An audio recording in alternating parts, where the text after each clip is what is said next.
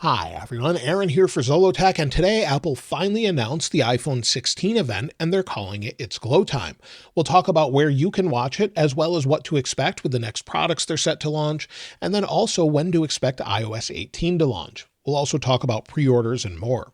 Now, this is the new event title. Like I said, it's called It's Glowtime, and it will be an in-person event for those invited, as well as a virtual event. Lately, Apple's been having people invited to the Steve Jobs Theater. Everyone watches the event together on screen, the same one that everyone else sees online, and then they get to get their hands on it afterward in Apple Park. So basically, this is an in-person and virtual event like we've had for the past few years. It takes place on September 9th, 2024 at 10 a.m. Pacific Time or 1 p.m. Eastern Time.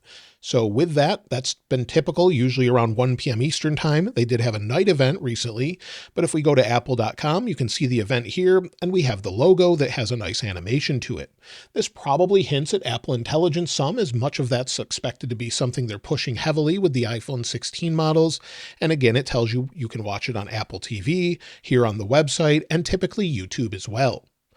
Now, as far as what to expect, well, I've talked about this quite a bit in the past. We're expecting the iPhone 16 launch. Now, I covered the iPhone 16 extensively in a video the other day, so be sure to check that out if you want more details. But basically, we expect a redesigned iPhone 16 and 16 Plus. It will have a new capture button that's capacitive, as well as a new design for the camera. We also expect it to support Apple Intelligence with an updated processor, more RAM, hopefully bigger batteries. We also expect updates to the Pro lineup as well. While it looks familiar, it will be slightly larger with a 6.9-inch display. Again, we'll have a capture button here on the side, but everything else is very similar.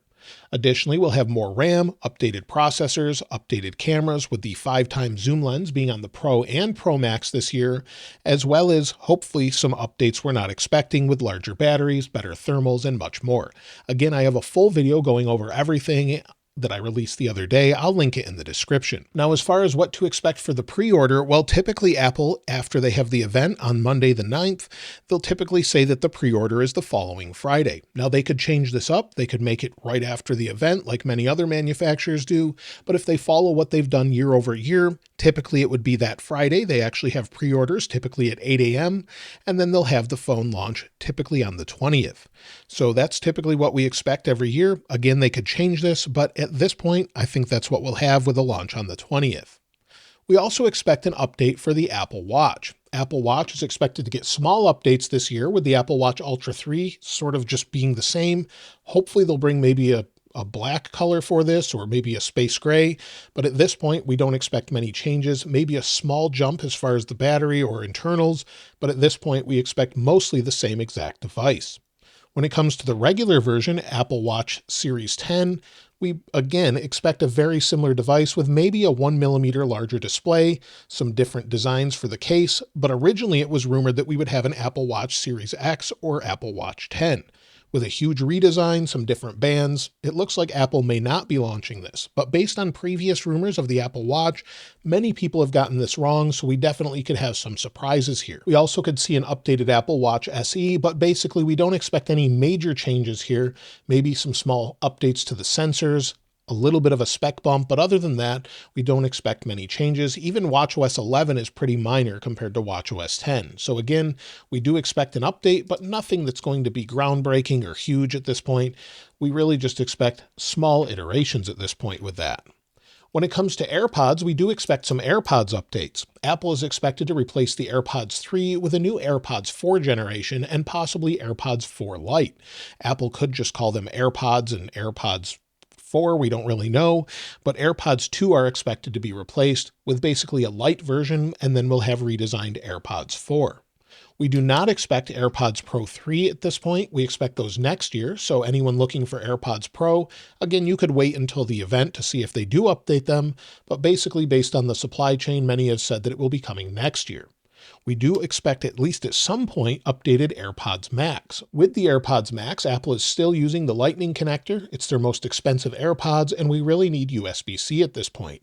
They need to do that to comply as well, or just make everything standard. But these devices are really nice. Maybe they're just using up the cases at this point, but the AirPods Max need a replacement with updated internals to bring them up to the level of the AirPods Pro 2 or beyond. So at this point, they're sort of dated as far as their internals. They're still decent headphones, but given the price, I would expect at least some sort of update with that. Now, as far as anything else they plan to announce, well, it looks like Max will be later this year. Maybe we'll have a separate event in October where they introduce M4 Max, but at this point, we're not expecting any updates this time around with Max in general.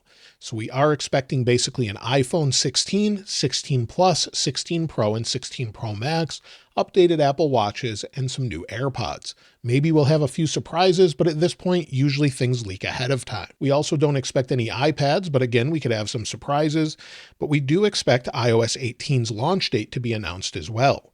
Based off of the iPhone 16 launch, I would expect possibly the launch of the iOS 18 update to be on the 16th. Based on what they've done in the past, sometimes it's right after the event, the next couple of days, or it will be the following Monday. Hopefully it's the following Monday, and then typically we'll have iOS 18, watchOS 11, macOS 15, tvOS, HomePodOS 18, as well as hopefully visionOS 2.0, all on that same day.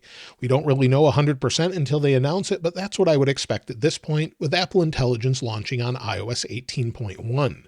So again, we don't know 100% what Apple is planning here, but that's what they've done in the past. But again, they've been very random this year, so they could change that up a little bit. So that's everything for the upcoming Apple event on September 9th. It's Glowtime. Let me know if you're planning to watch it live or maybe just afterward, if you don't care, or maybe if you're planning to pick up an iPhone 16. I'd love to hear from you in the comments. If you'd like to get your hands on this wallpaper, I'll link it in the description like I normally do. And if you haven't subscribed already, please subscribe. And if you enjoyed the video, please give it a like. As always, thanks for watching. This is Aaron. I'll see you next time.